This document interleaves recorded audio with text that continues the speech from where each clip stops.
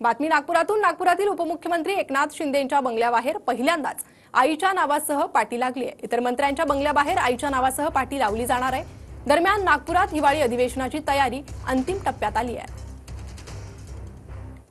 तो देवगिरी बंगला क्रमांक 39/1 हा उपमुख्यमंत्री एकनाथ गंगूबाई संभाजी शिंदे यांचा हा बंगला आहे आणि त्या बंगल्याबाहेर अशा प्रकारची छान आकर्षक गोल्डन प्लेटमध्ये असलेली नेम प्लेट जी आहे ती लागलेली आहे। यापूर्वी या बंगल्याबाहेर फक्त देवगिरीचा बोर्ड लागलेला होता, उपमुख्यमंत्र्यांचा बोर्ड जो आहे नावाचा बोर्ड लागलेला नव्हता, परंतु यावेळेस हिवाळी अधिवेशनासाठी सुरक्षा भिंतीच्या बाहेर अशा प्रकारे हा बोर्ड लागलेला आहे आणि त्यावर लिहिलेला आहे एकनाथ गंगूबाई संभाजी शिंदे उपमुख्यमंत्री। अशा प्रकारचा हा बोर्ड जो आहे तो या ठिकाणी लागलेला आहे आणि हेच नाही तर इतर कॅबिनेट मंत्र्यांच्या बंगल्याबाहेरही आकर्षक लाइटिंग असलेले नावाचे बोर्ड जे आहे ते यावेळेस लावले जाणार आहे। हिवाळी अधिवेशनाची तयारी जी आहे ती अंतिम टप्प्यात आहे।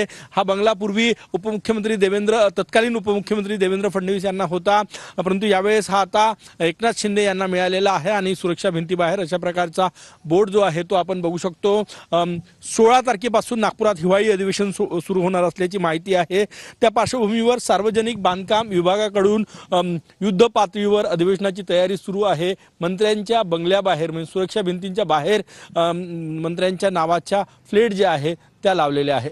कॅमेरामॅन सचिन सयामसह गजानन उमाटे, TV9 मराठी।